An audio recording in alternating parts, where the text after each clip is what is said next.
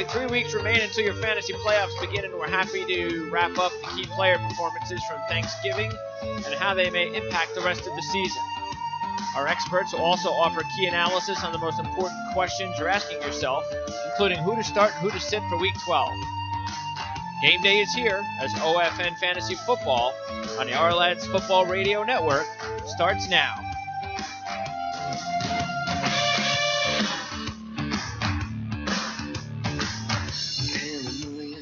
All right, I'm Greg DePalma. Welcome to another Sunday morning game day edition of OFN Fantasy Football for November 26, 2017. We hope you had a great Thanksgiving because I know I did. Thanks to Phillip Rivers, Keenan Allen, Marvin Jones, and Samaje Perine. Let's find out how our experts did. So I introduce my co-host to the show. First, Chief Fantasy Analyst at Ourlads.com, co-host of the Bill Roden On Sports podcast at iTunes, Jamal Murphy. So, Jamal, how was your Thanksgiving, both at the table and also in the games, if you had any action? Yeah, no, I mean, it was good at the table. At the games, it was kind of mixed. I think almost, most people probably had action because there were 3 games, a lot of fantasy players involved. I don't think I did as well as you did in our league. But, I had an up-and-down performance. No, I mean, what happened with me was a once-in-a-season kind of Thanksgiving or situation. You're not going to – that was my week of the year, and it hasn't even ended yet. Let's bring in co-host Stan Weinrich. Stan, how was your Thanksgiving? It was pretty good. I had Marvin Jones starting in one of my leagues, so that was a wonderful early Christmas present. I'm finding that my investments in the Dallas Cowboys are not paying big dividends right now. Because in one league, I had Dak, Dez, and Alfred Morris going, and let's just say it's not looking that good in that particular matchup.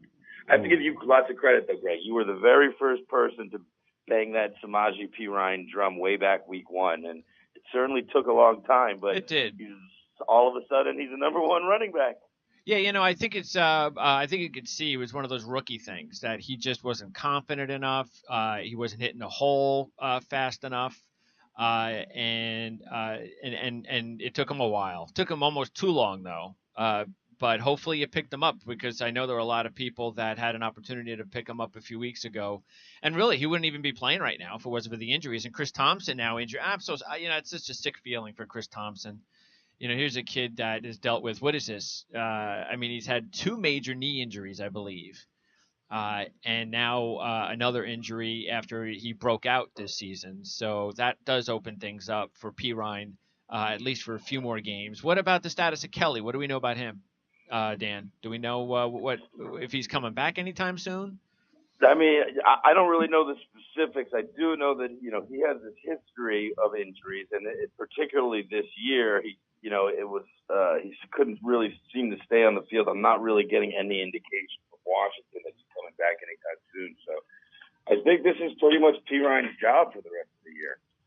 Yeah, it should be, even though you do get the feeling that if Kelly does come back and he's healthy, that they'll probably give him carries, take him away from Perine. That's what these coaches do. We see it night and day.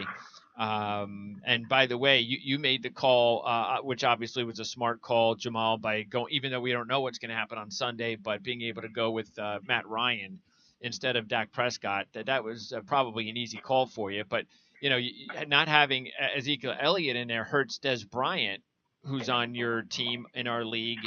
And it also, you get hurt with the injury to Devontae Freeman. Yeah, no, I mean, the injuries are killing me.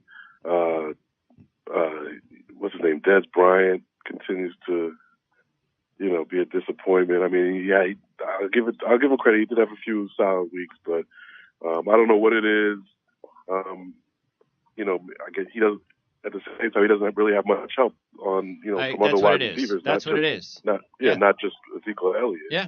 He needs some other options for Dak to go to. They really have no one. Yeah, no, that's Jerry Jones' fault. I've talked about this for a couple of years. This infatuation with Terrence Williams is a joke. There's absolutely, all they're doing is they're going out and they're drafting guys like Switzer when they already have Beasley. They're still relying on a 35, 36-year-old tight end. that there's no game-breaking players to help out Des Bryant. And then once Elliott goes out, you see the results. One guy, just like the Giants, one guy can really affect your offense, and it has affected the Cowboys, no question. But at least you got Matt Ryan going tonight. And I think from what we saw last week, I'm willing to now give the Falcons a second chance moving forward. I heard that Steve Sarkisian might have kind of changed a little bit of his philosophy, not been so pig-headed, and maybe that's working out. Try to go back to doing the way things worked last year. I like the way the Falcons played, and how can you not, the game against Seattle? And if they can get on a roll here, then Matt Ryan might turn out to be a pretty good quarterback for you down the stretch. Yeah, I mean, that's what you got to hope for. I mean, he was one of the top 5 quarterbacks picked in most leagues. He had a horrible first half of the season. All you can really hope for is that he bounces back and at least plays somewhat up to his potential in the second half. And it seems like he's on the verge of doing that, but I'm going to keep my fingers crossed. All right, now let's talk about the Rams-Saint game, because interesting here, Ken Crawley and Marshawn Lattimore are both out for the Saints. And on the flip side, of course, Woods is out. So what do you do now? Sammy Watkins, then Dan, he becomes a must start, right? You have to start him with this situation with both Woods out, and then the 2 top corners for New Orleans out. Yeah, I mean, obviously, it always depends on who you have the rest of your lineup, but I definitely would expect an uptick for Watkins and for Kupp, because Goff has lost his number one target, and those targets have to go somewhere, and presumably, who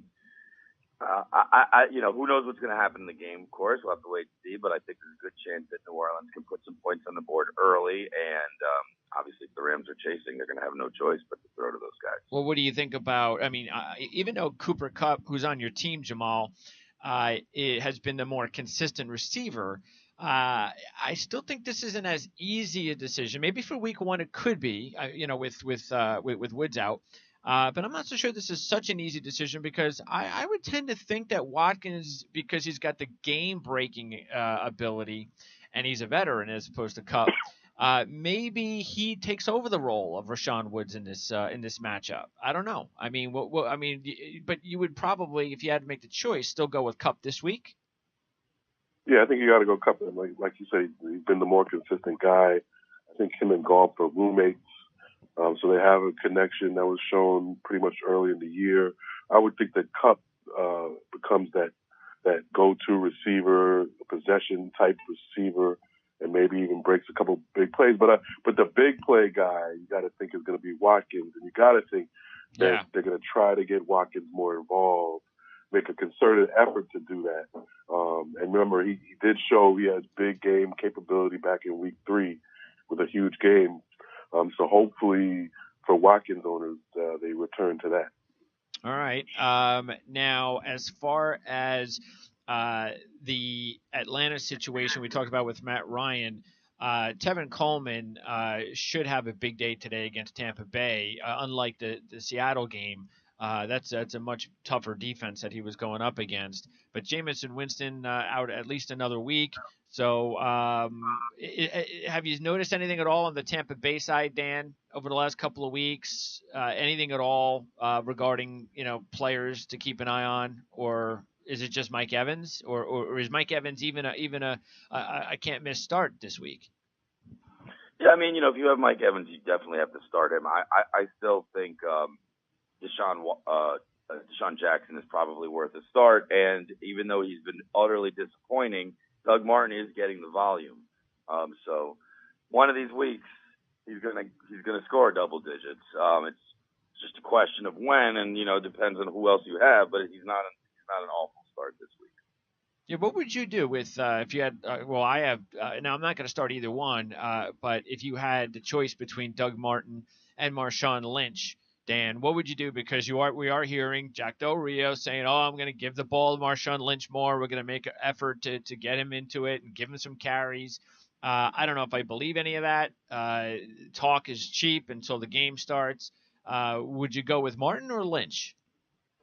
That's definitely a tough one. I think I'd probably lean towards Martin, like I was saying, because I'm just not sure if Lynch is going to get, in spite of Jack Del Rio's statements that, you can't always obviously trust what a coach tells you. They're going to give this guy or that guy the ball more. And I haven't seen it enough. I haven't seen Marshawn get the same volume of carries as Doug Martin. So I would probably go with Martin. Would you agree with that, Jamal? Yeah, I just don't trust Lynch, especially against Denver this week. I know Denver's defense kind of been up and down, but they're good enough to make me worry about Lynch. Given what he's done this year so far. Remember we talked a couple weeks ago. No, yeah, it was 2 weeks ago about would you go with Case Keenum in that matchup against Jared Goff? Well, all of a sudden, a week later, Case Keenum has another great week, Jamal. So we're now talking about a guy over the last 4 weeks that in our league, his worst outing is 19. He's got a couple of 30-plus point performances. So this is a guy that you definitely have to feel good about. You tell me. If you had Case Keenum and Matt Ryan, who would you start? Well, I would still probably go Matt Ryan, even though Case Keenum's having a great year. I think, I was looking at the QBR ratings. I think he's like number 2 on the season. So obviously, but the problem with guys like that is you kind of expect them to, take a turn for the worse at some point, and you just don't know when that is. And then, the way where you drafted these guys plays into it too. Okay. If you drafted Matt Ryan high and picked up Case Keenum on the waiver wire, you're more likely to want to go with Ryan. Would you go, Dan, at this point in time, going into next week, you would go Case Keenum over Alex Smith, wouldn't you? Well, Alex Smith has a pretty tasty matchup, so that one's a bit of a toss-up. But I would probably start Case Keenum over, say, Derek Carr, who Jamal mentioned. He's been pretty disappointing this season. He's hosting Denver. I don't expect a good game out of him. I kind of expect Alex Smith to have a good game this week. But Keenum is definitely in that discussion. I would rank him probably in that 10 to 15 range as far as QBs go. So that's definitely, if you're in a 12, 14, or a 14-team league, that means he should be starting. But we have seen a lot this year. We've seen these sort of unheralded quarterbacks go on these streaks. Whether it's Alex Smith or Trevor Siemian, Josh McCown. The question is, can it be sustained? And so for now, I am starting Keenum, but I'm certainly not dropping whoever else I have. Okay. Because I don't know if you can trust him going into the fantasy playoffs. Now, I have a decision to make, and I'm going to make it, but I just wanted to get your what you think. Now, I'm starting Martavis Bryant over Ted Ginn and Paul Richardson, and I don't know, with Juju Smith out, Jamal, and Bryant. At least I'm seeing Roethlisberger try to get Bryant the ball. So all it takes is one. And so I'm thinking against this terrible Packers secondary, the way Pittsburgh's going, with Juju Smith out and with Richardson not doing much the last few weeks. Ted Ginn, you just never know. I'd rather have him at home than on the road. I don't think it's a crazy idea to go with Martavis Bryant if that's my decision with those two guys. Yeah, it's not crazy at all. I think he's definitely a good play this week, or should be a good play with Juju Smith out. But it's a risk because, he hasn't done anything yet. You would think this is the week he bounces back. The other guys you mentioned, Ginn and Richardson, coming off pretty decent performances last week, even though they've both been a little bit inconsistent.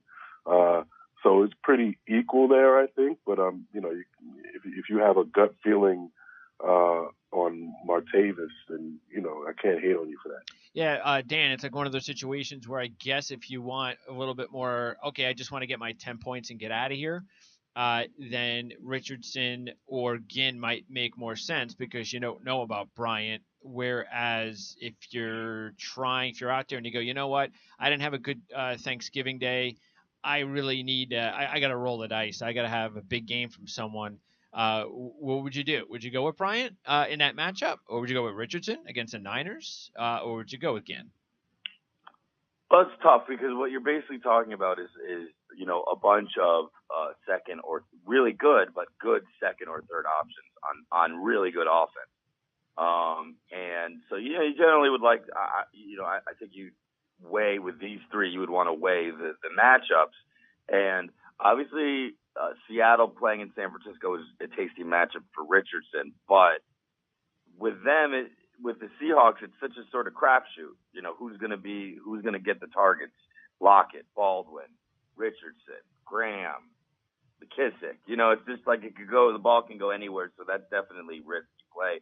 Whereas with Juju Smith-Schuster out, after AB and Le'Veon, who are we really worrying about getting those targets? And they're playing the Packers at home, so I expect them to score big. So I do think that Bryant is the best play of the three. By the way, Jimmy Graham, it looks like he is going to play, so that's the latest of what we're hearing right now, but you definitely want to check things out in a few hours before the games begin, and of course it is a later game, just in case. And Mike Davis looks like he's not going to play after, the Seattle running back situation. You wonder what kind of a year it could have been for them if all of all players, Chris Carson would have stayed healthy, because it's been a dramatic drop off without Carson in that backfield. Now Mike Davis was a good running back in college. He's had to deal with injuries over his career, and here we go again. He goes out there, he plays a good portion of the game, and then gets hurt, and that's just the way it is with some of these players, unfortunately. Let's talk about the Buffalo-Kansas City game, because Clay and Matthews, I believe, are both going to play. So keep that in mind. And Benjamin's out again. So, that's a big shocker, Jamal, that Kelvin Benjamin's out again.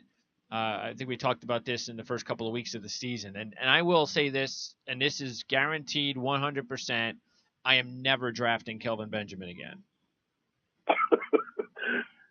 No, I mean, he's been disappointing for sure. I mean, he was traded to a whole new situation, so obviously that was always a question mark how that would go. He has a disaster as far as a coaching QB decision situation going on over there. So that's not helping things. Obviously, the injury, you can't, that stuff happens. So it's been a combination of things that have made this year a disaster for Benjamin. Talented guy. Obviously, at this point, you kind of wish he was still in Carolina, but, it is what it is. And Glenn's out to tackle. He's been hurt a lot this year for Buffalo. We'll see if that'll affect McCoy in the running game. Tyler Taylor obviously back. What about Alex Smith, though, and the offense, Dan?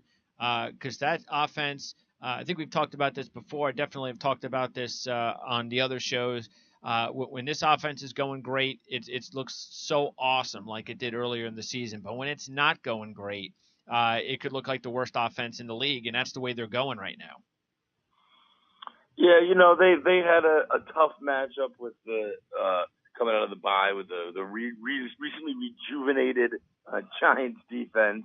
That they definitely gave a lot more resistance than I think Buffalo is going to give, particularly in KC. They always, the Chiefs are one of those teams that have a huge advantage playing at home, and I think against Buffalo, Buffalo can't stop anything right now. That's what happens when you trade away all of your best defensive players. Go figure. So I think it should be a big bounce back week for Alex Smith, for Kareem Hunt, Tyreek Hill, Travis Kelce. Get all those guys in your lineup for sure. Yeah, Hunt had that incredible first 3 weeks of the season. He hasn't surpassed in our league over 18 points since in any week.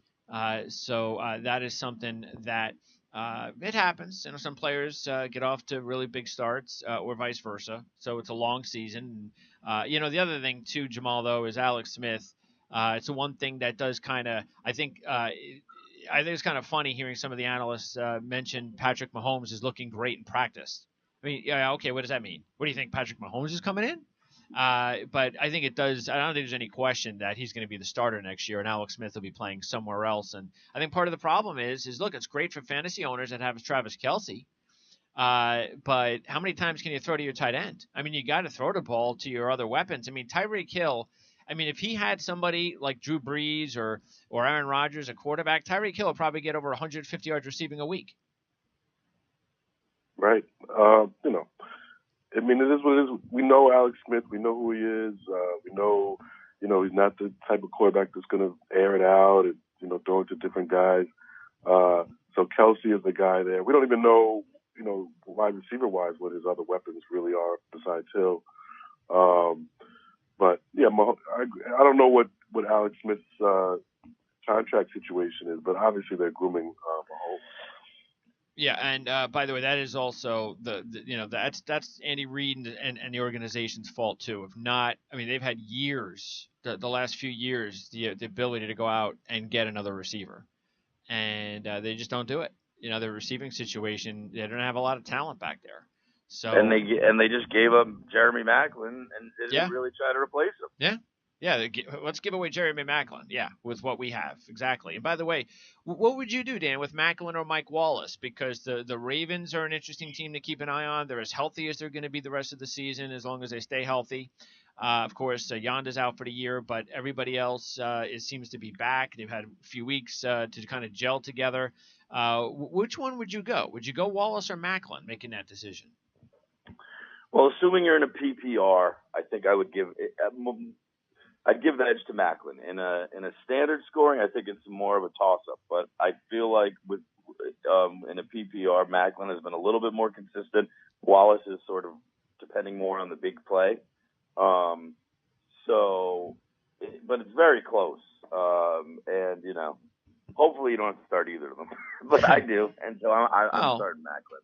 Yeah, but it's nothing wrong with having one of those guys as your third receiver. You know, I mean, yeah, it's just frustrating because you never know which one is going to be the bigger scorer from week to week. Yeah, that's the thing. But Houston, I mean, they're definitely vulnerable in the secondary. That is something to take advantage of. By the way, Will Fuller, is he going to come back anytime soon? Dan, do you know? He's not coming back today, that's for sure. Yeah. Yeah, I mean, this is another guy who's a dynamic athlete, but I don't want to say brittle. Maybe he's just had bad luck, but he's definitely, this is only his second season, and I feel like he's had like 5 or 6 different injuries in 2 years. So he's got some cracked ribs; those are painful. So I do think we'll see him again this year. I wouldn't drop him yet unless there's someone, at the same time, you don't need to hold on to him because I don't know if he's going to be productive in this offense. I don't know if he's going to be a valuable asset until Deshaun Watson's back in the field next season, to be honest. All right, and speaking of receivers, what about Josh Gordon? Jamal, would you is he a definite pickup on the waiver on the waiver wire next week? No, I mean because the team he plays for, the situation there, his history, we have no idea, what's going to come of that. Obviously, if you have room on your roster and you want to take a chance, that's fine. But I wouldn't drop somebody who could possibly play on your team. And what about Greg Olsen? Is Greg Olsen tight end league? What would you do with Greg Olsen, Dan? I'm starting him this week. How about that? Wow. Against our Jets. I mean, Greg Olsen is a top flight tight end. Cam is so happy to have his security blanket back, especially with all the sort of ups and downs of his offense this year, and losing Kelvin Benjamin, and having to rely on guys like Ed Dixon, Devin Funchess. I expect him to feed the ball to Greg Olsen, maybe something like 10 targets today and for the rest of the season. So, all right. If there is a sure thing coming off an injury, he's the closest thing to it. All right. And as far as the Patriots, you're always happy when you got a bunch of Patriots, but Gronk hasn't been all that effective recently. Maybe he's in for a breakout. Amendola should play, by the way. He's dealing with an injury. Of course, Cooks finally broke out last week. Hogan is still out. And then what about Deion Lewis, Jamal? Deion Lewis, is he a guy that you would, if he's on your team, you definitely start him? As always, depends who you have, what other options you have. but he's a solid option. Would you start him or Joe Mixon? It's a good one. Depends on the matchup. I go with Mixon today because of the matchup. I'd probably start Lewis. Ooh, okay. Little. You both different on this. You would go with Lewis, Jamal. The Miami matchup, they're horrible. Cleveland's been solid, surprisingly. Defensively, usually ugly games. Mixon really still hasn't really had a breakout game. Lewis gets used in both the running and the passing game. One guy from New England whose stock is definitely dropping is James White, who since Burkhead returned, his production has dipped considerably to where a couple of weeks ago, 3-4 weeks ago, he was kind of the same thing as Lewis, like a solid start, and now he's a fringe starter at best. Yeah, just 2 weeks ago, like James White was like, all right, this is the only guy in New England's backfield you can trust. And now, like 2 weeks later, it's like, all right, Dion Lewis is the only guy in New England. It's a typical Belichick business with the backfield, but Dion Lewis is definitely the guy for now. Funny you mentioned Gronk. I have Gronk in the league. The problem with Gronk is they are just really, really not throwing him the ball if they're ahead because they don't want him to get hurt.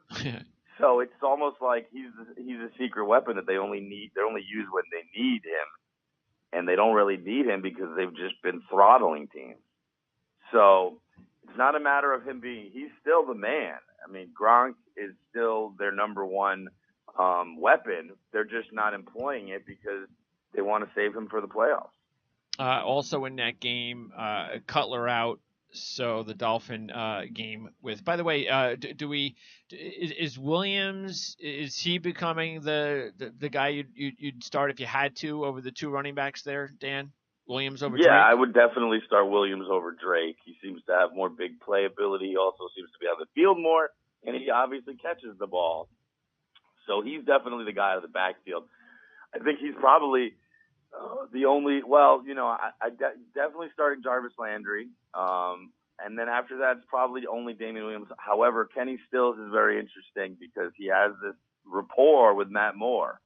And obviously the Dolphins are going to be playing from behind. So Kenny Stills is a pretty interesting start. I'm a little leery about starting Devontae Parker today. If I have any other options, I'm going with them. And Stills is interesting because, he had a huge game. It was obviously an outlier last week. He had 7 catches, 180 yards, a touchdown. But really, for the past 5 weeks, he's been very good with at least 5 receptions, at least 65 yards. He's had 3 touchdowns over that span. So I had I'm in a little dilemma in terms of a flex spot of who to start between Stills against New England or Bilal Powell from our New York Jets. Powell, up against a tough Carolina defense. He's been inconsistent. Had a bad game last week. I think 10 carries, 30 yards, a fumble lost. What do you guys say there as far as a flex position, Bilal Powell or Kenny Stills? I think that's easy. I'd go with Stills, especially coming off the big game last week. It could be a high-scoring game, and they'll be throwing the ball all day long, the Dolphins. And look, even though it doesn't look like Forte is going to play, but that's something also that could go into the equation if he does play. It's an even easier decision, but I don't think he's going to play anyway. But then you throw in Carolina's defense with Luke Kuechly, and Powell isn't getting all the carries.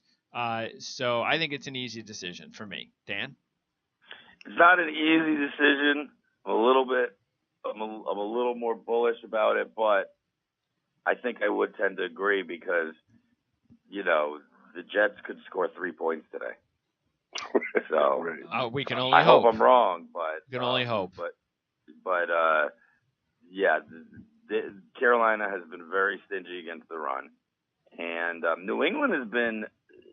It's amazing how their defense has come together over the course of the season. They were like a sieve in the beginning of the year, allowing like 30 and 40 points regularly, and they really shut it down. And there's always a possibility. We always say, oh, well, they're going to be playing. Miami's going to be playing from behind, so they'll have to throw the ball. But there's always a possibility that they're not able to.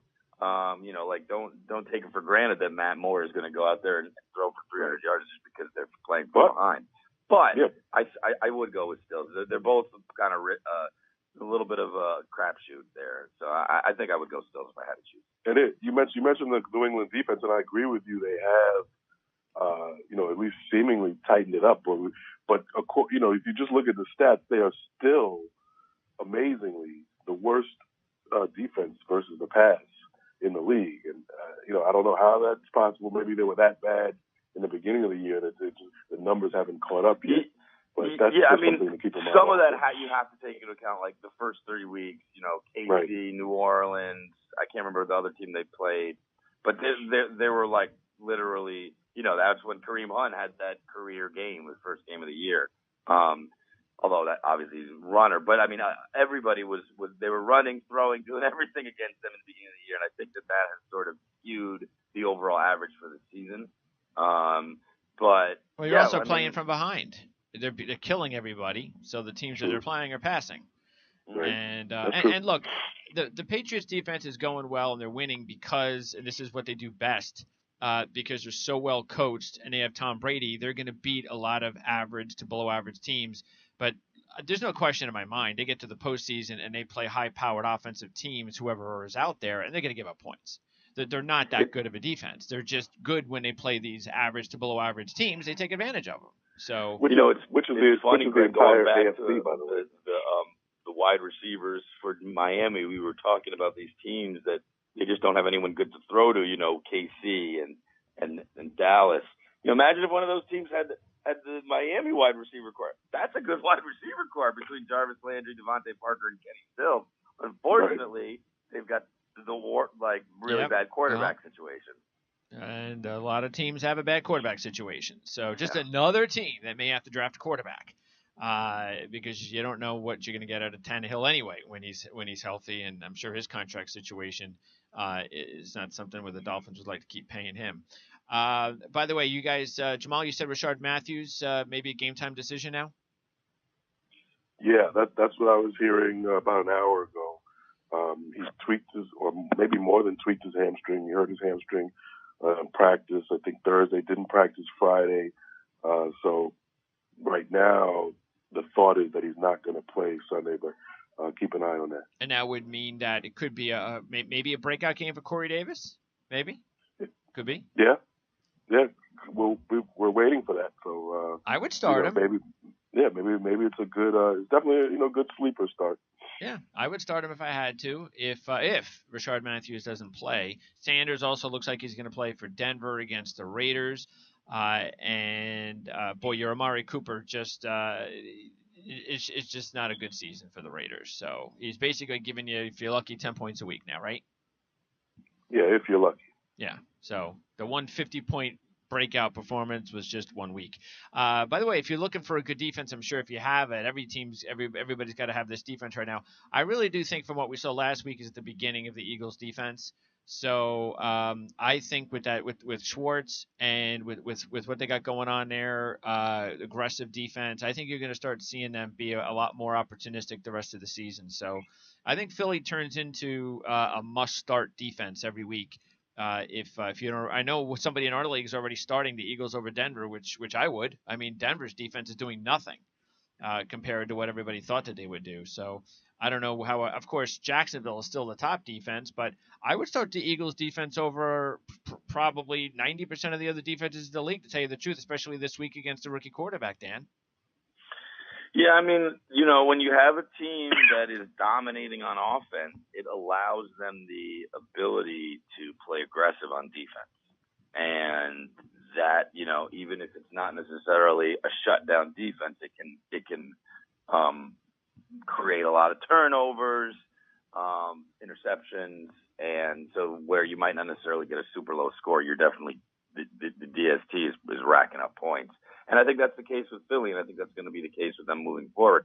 I thought that was the case with the Rams, but they looked pretty shaky last week, and we'll have to see how they look without their number one receiving threat and Robert Woods. I didn't think I would say that at the beginning of the season. Also, I think that they might be a little bit banged up on D.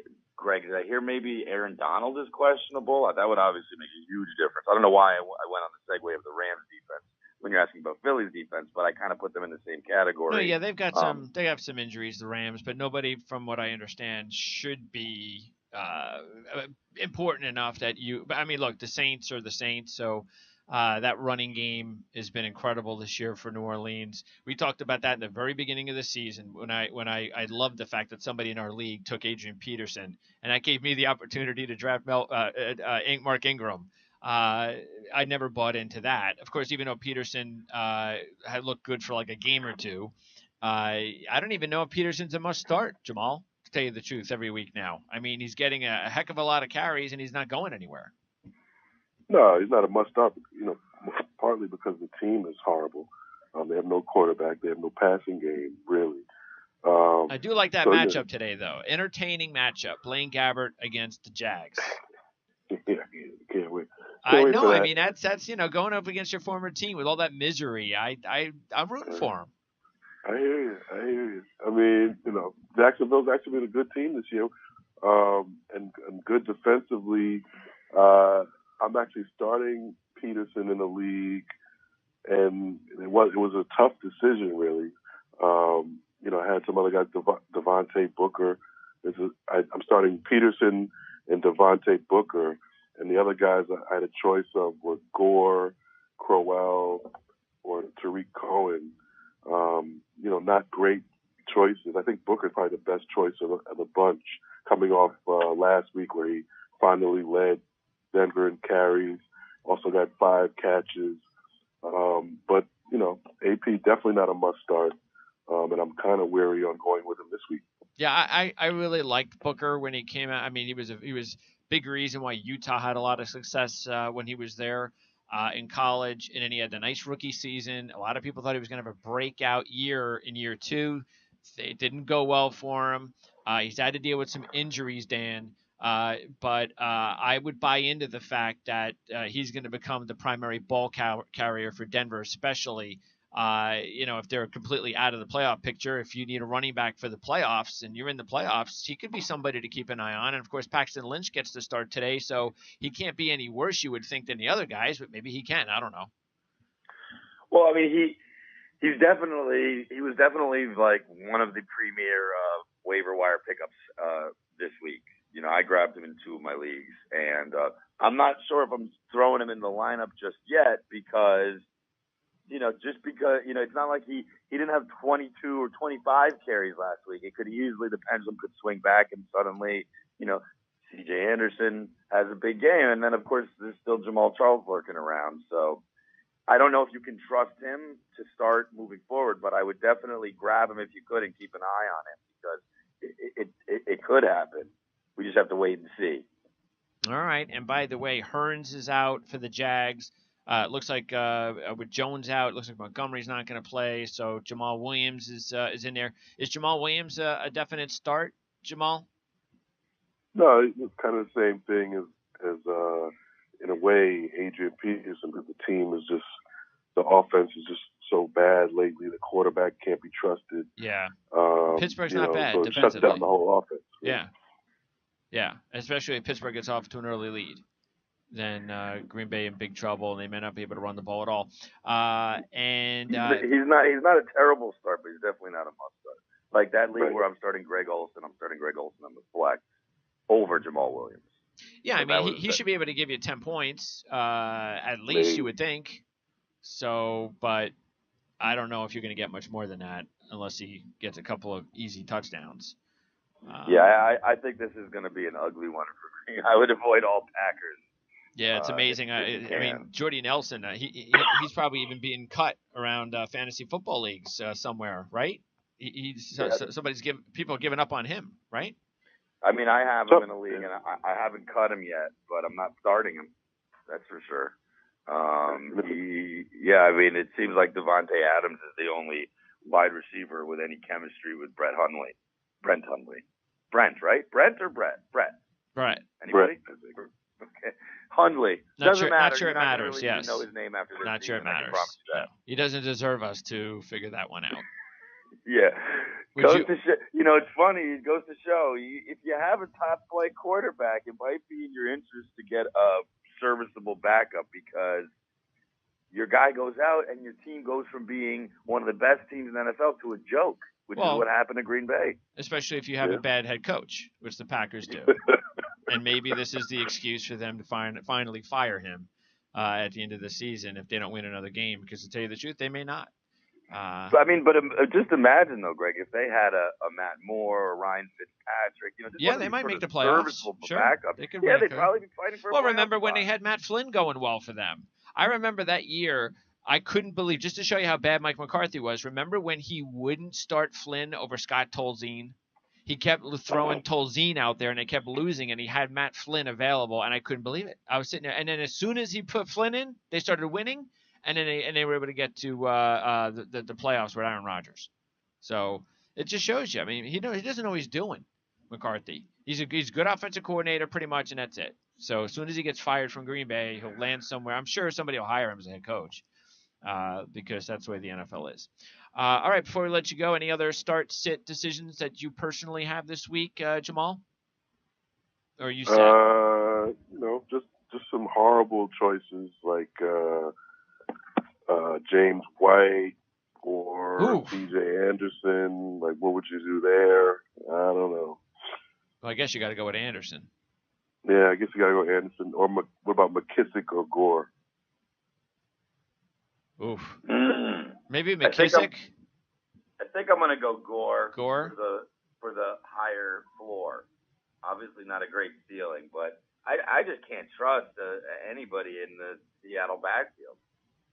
Yeah, it looks. It's interesting. McKissick, he had 7 carries last week, which actually led the Seahawks, and then he had 5 catches on 6 targets. So he's in the mix probably more than any other running back, but that's not saying much. And then Davis is not going to play, and he was also taking some of it away, even though I guess Rawls is going to go back in.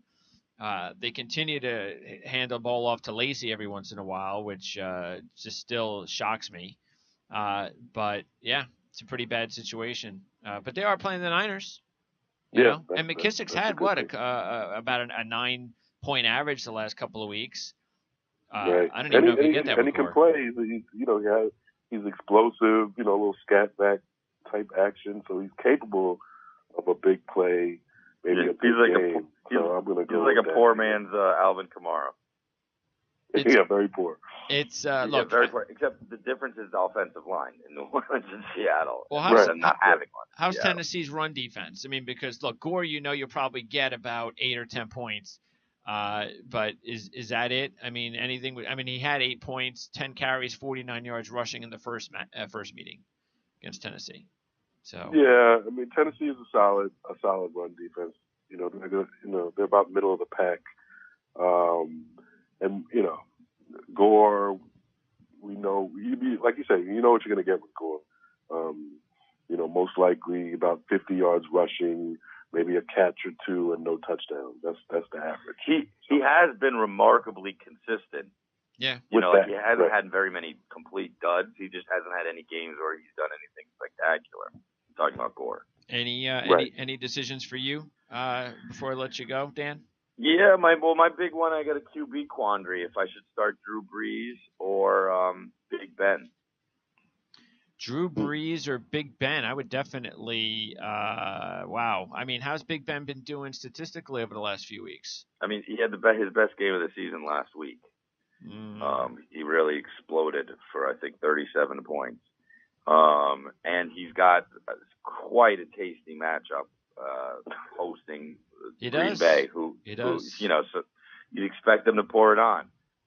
Whereas I don't know exactly what to expect from Breeze out in LA. Yeah, I guess that could be I know I just made the case for Ben, but that's because all my instincts would say to start Drew Brees, but I'm sort of like maybe I should go with Ben.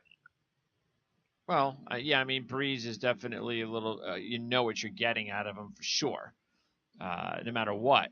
But yeah, Roethlisberger's playing a lot better now than he did earlier in the season. I don't know. That's a tough one. I might actually stick with Breeze though. How's the Ram run defense? I mean, because that's the trick there too. I mean, if they want to run the ball now, so if the Rams can stop the run game a little bit, not a lot, but a little bit, maybe Breeze will throw the ball more. But I'd go with Breeze. Jamal? Yeah, I go. The safe pick is Breeze. I think you do that. I mean, Ben. Yeah, he had a great game last week, but he's known. You never know with Ben. Unless playoffs usually he shows up, but regular season Ben, you just never know. All right, so that's going to wrap it up. Week 13 next week, guys. So just a couple more weeks before the playoffs. How are things going in our league? What's our playoff situation? Are we still everything's still up in the air? For me, at least. I think you guys are good. Well, I don't know how good we are, but yeah, I think you guys are. Dan's in third place, 6-5. You're in fifth place, 6-5. Your week looks good this week. You shouldn't have a problem, so you should be moving to 7-5. I'm 5-6 on the outside looking in. Yeah, but you could go to 6-6. You guys should be good. How many more weeks are there? How many teams that make the playoffs? 6, and there are 2 more weeks, including this one. Was there a bye for the first 2 teams? I think so, yes. Okay. Do you like that situation? 10 teams, 6 teams make the playoffs, Dan? Yeah, I mean, I think my general philosophy is the most people involved for as long as possible is the most fun way to do it. I hate those situations when you get the bye and you score like 200 points for your team, and then the next week you play and then you score like 100. Right. That's I mean, that's the cruel nature of fantasy football. Is we've all seen, even with the best teams, you can, just like you had a great week this week on Thanksgiving, Greg, you could have like a dud one week, a couple of your bigger players not produce, and that happens sometimes in the playoffs, and you're out of luck. Yeah. And how do you guys normally have your rest? When you get compensated, like in the league I'm in with with your buddy league where you go and you draft in person league. We have a couple different ways. We actually dish out money for most points and for winner. So is that normal, or is that something that you don't usually do in your leagues? I mean, they vary. Usually first place, second place, whatever. So I do regular season best record. Regular season gets some money in the league I do. Okay. So it varies. So sometimes, all right, because sometimes then I like that though. I like that giving a reward to the most points scored overall, because we all know how frustrating it can be when you see your point total is ahead of guys who have surpassed you in record because you had some bad luck. Exactly. Yeah, I think that's the way it should be.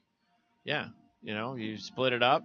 Now, of course, it's less money for the actual winner, but that's okay. I think everybody kind of agrees, that that's the way to go. So and plus it's always, just like you said, with more teams that are in it, and for the playoffs, same thing. Why not spread the wealth around? It's for fun anyway. So if, does one person have to get the whole pot, the majority of the pot? Why not give it out to, 2 winners, points and winner? Nothing wrong with that. That makes everybody happy. All right, guys. So once again, glad everyone had a happy Thanksgiving. We'll see you next week. And enjoy the game today, Dan, the Jet game. Because as Jet fans, I don't even know what to root for. Part of me hopes it's a... I'm wearing my Brandon Marshall Jet jersey right now. Brandon Marshall Jet jersey. Okay. I don't know about that. I got my Bryce Petty jersey on. You, Jamal, what jersey you have on?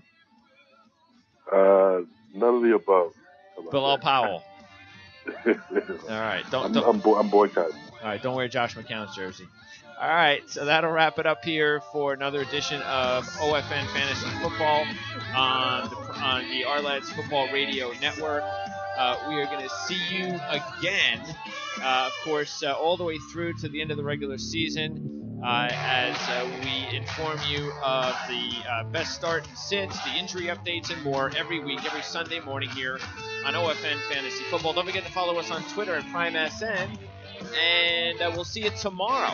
We will have our weekend review tomorrow night at 6 o'clock Jet Show returns with James Levine at 5. So thanks for tuning in to OFN Fantasy Football on the Ourlads Football Radio Network. Good luck, everybody. We'll see you next time.